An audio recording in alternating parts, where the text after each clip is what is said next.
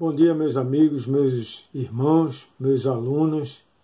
Deus esteja com vocês. Esta é a nossa 13ª aula de História da Igreja, do curso de plantadores de igreja, né? Então, estou feliz por ter feito essa caminhada com vocês. Nós fizemos uma caminhada aí nesse semestre, tanto presencial como também virtual, né? Através desse meio de comunicação. Eu quero saudar todos com a graça e a paz de Jesus Cristo. Como nós fazemos sempre nas nossas aulas, antes de começar, nós vamos orar, né? Nesse momento, nós vamos falar com Deus e vamos pedir a direção de Deus, né? Que graças ao Senhor que nós estamos aqui mais uma vez, né? Vamos falar com Deus.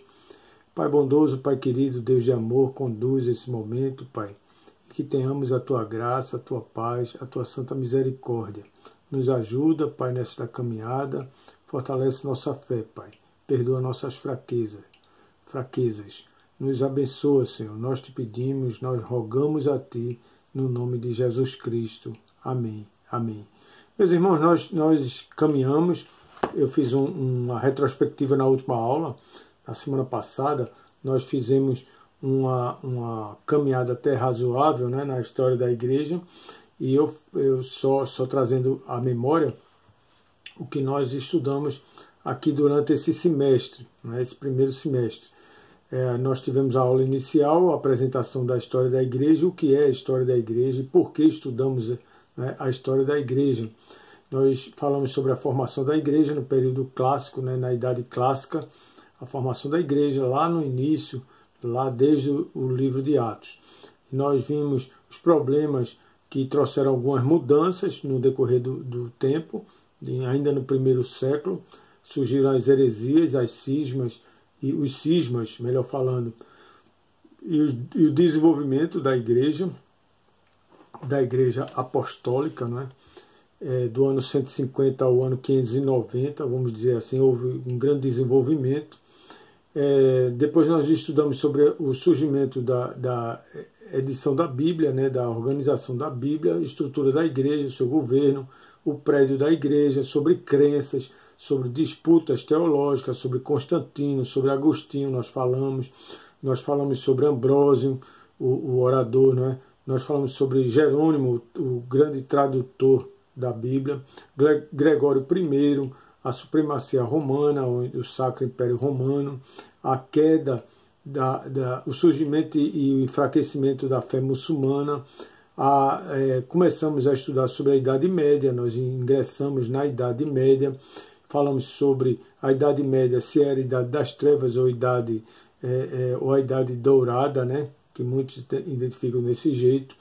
Falamos sobre as invasões bárbaras, o crescimento, não o surgimento, mas o crescimento e o avanço dos muçulmanos, as atividades missionárias. Falamos sobre Agostinho da Cantuária e Bonifácio, né? Depois falamos no crescimento da Europa, a igreja e o crescimento da Europa através de Carlos Magno.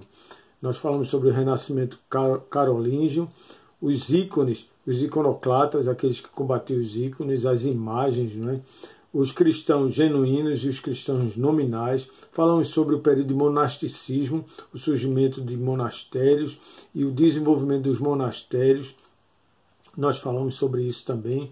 Nós falamos sobre as tensões entre o Oriente e o Ocidente. Começaram a surgir tensões entre a teologia ou a igreja no Oriente e a igreja do Ocidente. Em 1054 nós falamos sobre o ponto de fervura desse relacionamento e o ponto final, né, nessa discussão, concretizando a separação, né? O Sacro Império Romano se estabelecendo principalmente na Europa e se fortalecendo cada vez mais com suas riquezas, mas também com sua luxúria. Nós vimos a grande disputa entre o Papa e o governo, né, o Estado e a Igreja, e o interesse do Papa de se manter líder de toda a sociedade. Nós vimos isso ou seja, o Papa versus o Imperador. E também vimos o período das Cruzadas. Nós falamos sobre as Cruzadas, essa página tão triste da Igreja, da história da Igreja. Nós passamos por um período da Escolástica, Anselmo da Cantuária, isso aí já em metade da Idade Média, já caminhando para o final da Idade Média. Anselmo da Cantuária, Pedro Abelardo, Tomás de Aquino, nós falamos, os místicos que surgiram, os místicos, os pré-reformistas, nós fizemos algum ensaio sobre os pré-reformistas, né?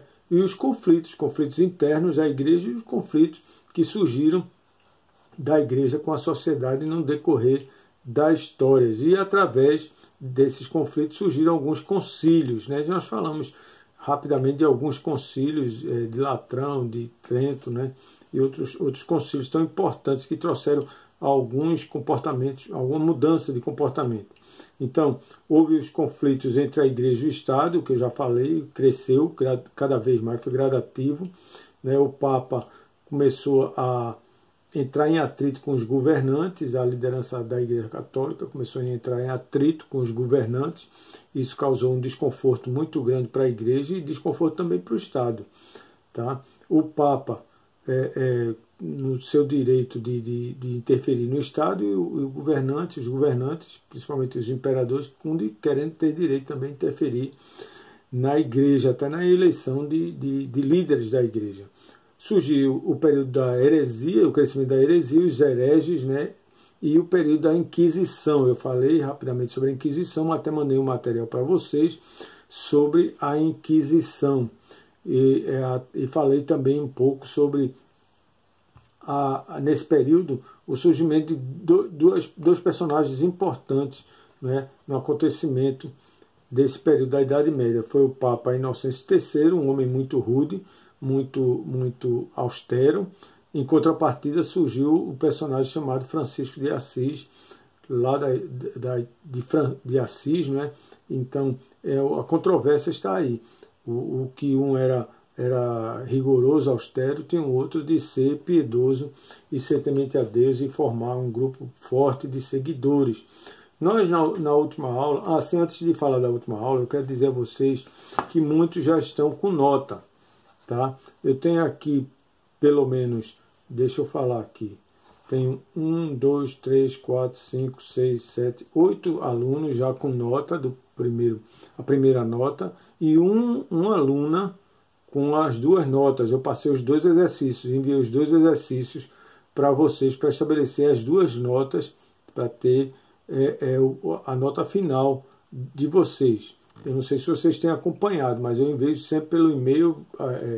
Vocês devem ter visto lá no e-mail do grupo dos alunos do 2º ano do Instituto Bíblico do Norte. Então, Camila já está com as 2 notas, graças a Deus, fez bons trabalhos e está aí já aprovada para o próximo semestre. Tá certo? Então, falta o restante entregar.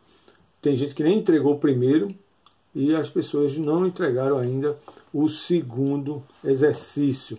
Mas vamos continuar nossos estudos, que isso é mais importante, né? E essas notas eu creio que logo em breve eu terei aqui em mãos. Nós vimos na semana passada, sobre a questão da transubstanciação, a defesa da Igreja em considerar a transubstanciação algo importante para a vida dos religiosos, para a vida dos fiéis. Então, os concílios discutiram esse assunto e um concílio muito importante defendeu, né, a aplicação da transubstanciação. Bom, isso aí foi fato notório, e teve também um concílio que defendeu a questão também, a questão do celibato. Então, porque havia um abuso grande com relação ao comportamento dos clérigos naquela época. Então, os líderes religiosos estavam com concubinas e se relacionando, e alguns até já casando e querendo casar. Então, foi discutido isso e no 2º Concílio de Latrão, em 1139, se estabeleceu a lei do celibato, a determinação do celibato, para que os clérigos não pudessem mais casar. Então, a Igreja ficou restrita a isso e até hoje se mantém, né? Além de outras coisas que nós falamos. Falamos no surgimento da peste bubônica, que veio através da pulga de um rato, tá certo? Em 1347 foi quando surgiu essa peste, através de um marinheiro que levou para sua casa, chegou em casa infectado e daí por diante se tornou algo terrível, principalmente na Europa. Durante 4 anos, essa peste bubônica assolou toda a Europa e também uma parte da Ásia Menor, levando à morte de pelo menos 88% da população. Só em Paris morriam mais de 800 pessoas por dia, não tinha nem onde enterrar, o povo ficava pela rua mesmo, muitas vezes eram cremadas na rua por causa do acúmulo de corpos que tinham. Nós falamos sobre isso. Nós vimos o Renascimento, o surgimento do renascentismo, e o Renascimento trouxe pessoas assim à tona, surgiu pessoas de mentes brilhantes, pessoas que tinham ideias mais avançadas para o seu tempo, pessoas que ajudaram na evolução da época e também pessoas que beneficiaram a igreja, não é? E nós citamos como Francisco Petrarca, Boccaccio, grandes nomes da história que fizeram a mudança, né, da época. Mirandola, Leonardo da Vinci, nós falamos de Leonardo da Vinci, Marcílio Ficino, Michelangelo também é dessa época, é fruto desse período. Falamos de Maquiavel, de Rafael Sanzio e personagens importantes para a história da humanidade e para a história da igreja. Isso trouxe um benefício para a igreja, porque a igreja começou a ter mais entendimento, mais esclarecimento, a filosofia foi ajudando, de certa forma, o desenvolvimento das artes, o desenvolvimento dos cânticos e tudo mais. Isso trouxe muitos benefícios para a igreja, um crescimento, e fortaleceu a estrutura da igreja. Nós falamos também de pessoas que combateram a heresia, nessa época combatiam a heresia e combatiam também o abuso na igreja. Então nós falamos de John Colet, nós tivemos algumas informações sobre esse homem que lutava já pela reforma interna da igreja, Thomas More e Desidério Erasmo. Então são personagens históricos que eu falei a semana passada e que nós vimos que eram humanistas, pessoas que tinham o sentido de beneficiar o próximo e beneficiar a igreja também. Pessoas com uma mente bem avançada e ideias muito boas. Nós vimos também um período de crescimento de pessoas que protestavam contra alguns comportamentos da igreja, pessoas que se levantavam contra alguns líderes religiosos, e isso fez com que tornasse um conflito tremendo entre aqueles conservadores e os novos pensadores que tinham o conhecimento da palavra de Deus e começaram a criar controvérsias contra a igreja, né? E foi um período de muita morte, muita perseguição, muita luta, e o humanismo cristão ficou identificado principalmente no norte da Europa, e o crescimento desse humanismo no norte da Europa. E esse humanismo ensinou sempre que Deus criou a mente humana, essa é a posição do humanismo cristão, com o propósito de que nós pudéssemos conhecer melhor, tivéssemos mais conhecimento, mais entendimento dos caminhos, ou do caminho ensinado por Jesus Cristo. E isso foi um lado benéfico. Com esse desenvolvimento, com essa mente evoluída, a igreja tornou-se com um pensamento, aliás, começou a caminhar para um pensamento diferente, até benéfico, e nós somos frutos desse crescimento, desse pensamento, né? Nós entendemos que esse movimento fez com que esclarecesse mais nosso entendimento sobre a palavra de Deus, esclarecimento sobre o comportamento da igreja e o que é a igreja e como nós devemos conduzir a igreja. Os dois grupos, né, esses que defendiam a parte mais antiga de preservar a cultura mais romanista, né, católica romana, dentro dos dogmas da lei da cultura romana, né, os dois grupos eles começaram a criar debates, e isso fez com que houvesse uma separação entre as sociedades, né, a sociedade religiosa tradicional, como existe até hoje, e a sociedade religiosa mais reformada, né, com a mente reformada e voltada para a palavra de Deus, para o propósito de pregar e ensinar a palavra de Deus, fazendo com que as pessoas tivessem acesso à palavra de Deus. Isso é o lado contrário da posição anterior, da mais antiga, né? Bom, surgiu a prensa de Gutenberg, isso facilitou muito, beneficiou muito a igreja, então, na Idade Média, né, no final da Idade Média, e houve um grande avanço tecnológico por conta disso. A primeira impressão, para vocês terem uma ideia, como eu já falei na semana passada, a primeira impressão de Gutenberg foi da Bíblia, e isso beneficiou os pré-reformistas, aqueles que se levantaram contra a ideia de que as pessoas não podiam ter a Bíblia em sua casa, em suas mãos, né? Então surgiram verdadeiros, como é que eu posso dizer, batalhadores com relação a esse propósito, né? Ou seja, eram, vamos dizer assim, espiões de Deus, né? Nós citamos, por exemplo, a pessoa de William Tyndale. Esse cidadão, ele foi tocado por Deus e ele fez a publicação, a edição de várias Bíblias e saiu distribuindo pela Europa, o que o levou à morte, né? Mas ele foi podemos dizer assim, um homem que teve uma iniciativa pré-reformista, né? A intenção de reformar toda a cultura religiosa da sua época. Isso foi um problema sério, né? Bom, mas tudo isso causou reformas não somente externas, mas principalmente o interesse de reformas internas também. Reformas internas na igreja. Já discutimos a trágica devassidão, a ganância, a avareza de alguns líderes da Igreja Católica Romana. Entretanto, houve um esforço igualmente vigoroso de corrigir internamente a Igreja por parte dos piedosos e devotados seguidores de Cristo. Então, aqueles que estavam nos bastidores da Igreja, estavam dentro da Igreja, sentiram que era chegada a hora de mudar. Era chegada a hora de combater aquela devassidão que estava acontecendo, combater a ganância, a avareza que estava acontecendo dentro da igreja. Então, muitas luzes brilharam ao longo da Idade das Trevas, a partir desse momento.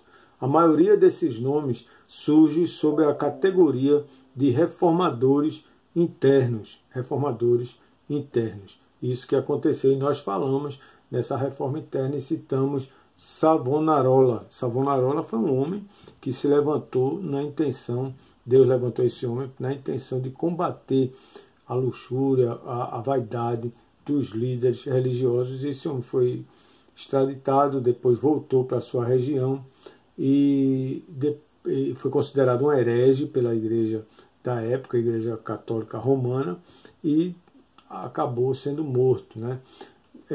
E com ele, com a ideia dele, surgiram outros seguidores, outras pessoas que contribuíram. Por exemplo, o estudioso brilhante Ximenes. Ximenes fundou uma universidade e favoreceu o estudo da Bíblia através dessa universidade. Foi com seus colegas o pioneiro que preparou o caminho para que a Bíblia fosse traduzida de sua língua original hebraica para o grego, para a linguagem comum das pessoas. Foi Ximenes que fez isso e foi considerado um dos maiores reformadores internos da Igreja Católica Romana. Mas isso causou algumas distorções, né? E principalmente sobre o perdão. Embora houvesse muitos chamados à reforma interna, a Igreja da Idade Média era lenta e hesitante em derrubar várias percepções não bíblicas. Nenhum conceito demonstra tão bem o fato quanto ao termo do perdão. E a igreja sempre teve dificuldade de expor esse perdão, de viver esse perdão, de demonstrar esse perdão. E principalmente nesse período da Idade Média. Quando você e eu meditamos sobre o perdão hoje, pensamos no que Jesus forneceu com sua morte na cruz. Não é? Isso é fácil. E esta não era a verdade das pessoas comuns que viviam na Idade Média. Na Idade Média não era tão comum esse entendimento. Não havia compreensão do que era misericórdia, graça ou perdão. Não havia. Para as pessoas que viviam naquele tempo, obtinha-se o perdão apenas por meio de atos públicos. Você só era perdoado, só recebia o perdão de Deus se você praticasse um ato público, se você fizesse alguma coisa para compensar o seu erro, como se você estivesse pagando pelo seu pecado. Atos de permissão eram dadas, né, por determinadas igrejas para que a pessoa pagasse ou expurgasse os seus pecados. Outra maneira de se conseguir o perdão naquela época era um incentivo da igreja da Idade Média, era o incentivo de que as pessoas guardassem relíquias em casa. Então, isso, através das relíquias, a pessoa conseguiu o perdão. É um ato até estranho, muito estranho isso. Mas isso acontece até nos nossos dias. Tem algumas igrejas do pensamento da teologia da prosperidade que fazem isso, e vendem e negociam coisas em troca de alguma coisa. Você adquire essa rosa ungida, você adquire esse objeto aqui, que você vai receber a graça de Deus. Então, naquela época, eram fragmentos de ossos ou certos objetos associados aos santos.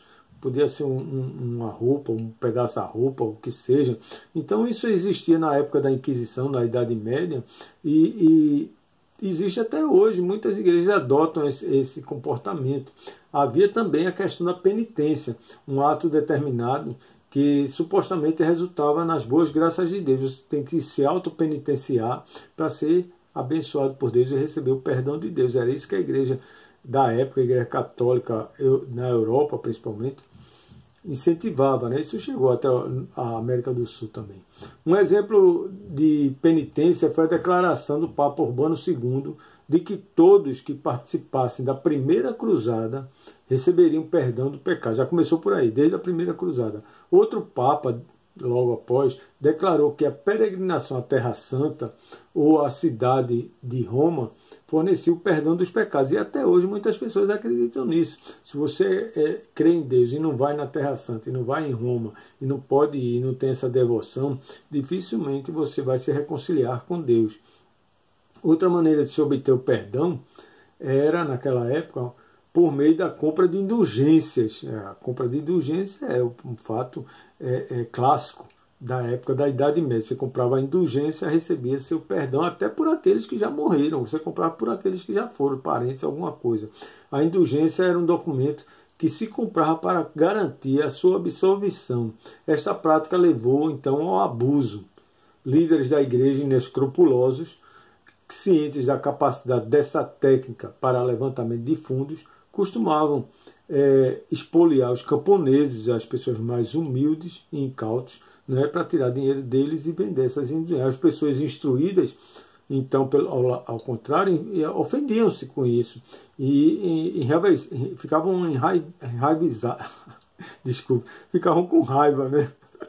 Ficavam enraivecidos, né? A palavra certa é isso, com tal prática horrorosa. E o reformador Martinho Lutero era uma dessas pessoas que ficou tremendamente chateado. E sobre Martinho Lutero nós vamos falar mais adiante sobre ele. No fim desse desdém de Lutero pela vinda da indulgência, isso ajudou a acabar com esse sistema, né? Lutero lutou contra isso. Talvez vocês perguntem por que as pessoas toleravam tal abuso naquela época, né? É importante lembrar que naquela época a igreja era toda poderosa, não era o Sacro Império Romano. As pessoas acreditavam nos sacerdotes, acreditavam nos clérigos, nos papas, nos cardeais. Até hoje é assim, né? A palavra do papa é a palavra. Então é o suprassumo. Então acabou-se o assunto. Se tentassem desafiá-los, seriam então naquela época excomungadas, o que as condenaria ao tormento eterno do inferno. Misericórdia. Era isso que eles diziam. Se você rejeitar uma palavra de um líder religioso da igreja, você está condenado ao inferno direto, sem escalas. Já que não havia salvação fora da igreja, né? Eles ensinavam que não havia salvação fora da igreja, então você seria excomungado. Pelo menos esses abusos horrorosos, né, incitaram a enorme necessidade da verdade bíblica. Eles criaram um vazio tão grande que a verdade, quando por fim emergiu e espalhou-se por grande parte da Europa. Então cresceu a vontade de conhecer a palavra de Deus. É crucial compreendermos como Deus, por meio de sua graça e seu amor, trabalhou em várias pessoas, em várias nações, apesar dos flagrantes abusos e das distorções que houve na igreja, Apesar de tudo isso, Deus continuou trabalhando. A Idade Média nos traz lições importantes, ensinando-nos a distinguir entre a igreja organizacional e a igreja verdadeira. A igreja organizacional demonstrava muita perversidade, mas a igreja verdadeira, a igreja de Jesus Cristo, sempre esteve viva, sempre esteve trabalhando, sempre esteve produzindo frutos. Se pudéssemos ver os bastidores da história da igreja, encontraríamos milhares de santos de Deus, né, não citados, desconhecidos e anônimos que preservaram o Evangelho de maneira milagrosa e inexplicável para todos nós. Bom, embora grande parte da Idade Média tenha se mostrado um grande desvio, né, o Evangelho foi preservado e Deus preservou o Evangelho. E nós o desfrutamos hoje por causa da da fidelidade de milhares de seguidores anônimos de Cristo. Isso eu estou falando sobre a reforma interna. Pessoas anônimas que lutaram em prol do Evangelho, em prol da igreja verdadeira, em prol do resgate da igreja apostólica. Tá? E esses anônimos que passaram a verdade, né? Ensinaram a verdade de geração a geração, passaram para outras pessoas, como deve ser sempre. Tá? Apesar desses 1000 anos de desvio, nós entendemos que Deus preservou algumas pessoas para zelar pela igreja e zelar pela história da igreja, para que a igreja permanecesse de pé. Nem as portas do inferno prevalecerão sobre ela. Bom, aqui nós encerramos os nossos estudos desse semestre. No próximo semestre nós vamos começar a estudar o período da Reforma. Vamos começar logo pela Reforma Protestante, né? Vamos falar sobre os pré-reformistas, os místicos, o surgimento dos místicos. É muito importante nós conhecermos sobre os místicos, o movimento devocional, e os pré-reformistas, aqueles que fizeram a mudança na igreja e trouxeram um grande benefício para toda a sociedade, todo mundo, de uma forma geral, e principalmente para a igreja de Deus. Bom, meus irmãos, meus amigos, Deus nos abençoe. Fico feliz por essa caminhada com vocês. Lembrando que ainda tem alguns alunos me devendo aí o exercício. Eu não sei como posso fazer, o prazo já encerrou. Nós temos aí, deixa eu pegar o calendário aqui, nós estamos hoje no dia 3 de junho, não é isso? Vamos esperar até, no máximo, eu vou dar um prazo a vocês, no máximo até o dia 17, tá certo? Mais 10, 15 dias. Então, para vocês entregarem, eu poder apresentar a caderneta, não é, no Instituto Bíblico do Norte. Fico feliz por esse período que nós passamos juntos. Vamos, no próximo semestre, se Deus assim permitir, estarmos juntos novamente, conversando sobre a história da igreja. Eu sempre digo, são aulas que nós conversamos, nós dialogamos, e isso é muito edificante para todos nós. Sempre lembrando, hoje estudamos a história, amanhã seremos a história. Que Deus nos abençoe, Deus nos guarde, Deus dê um ótimo dia para você e para sua família. Deus lhe proteja também desse problema de pandemia. Fiquem na paz e Deus assim nos ajude. Até a próxima, até o próximo encontro.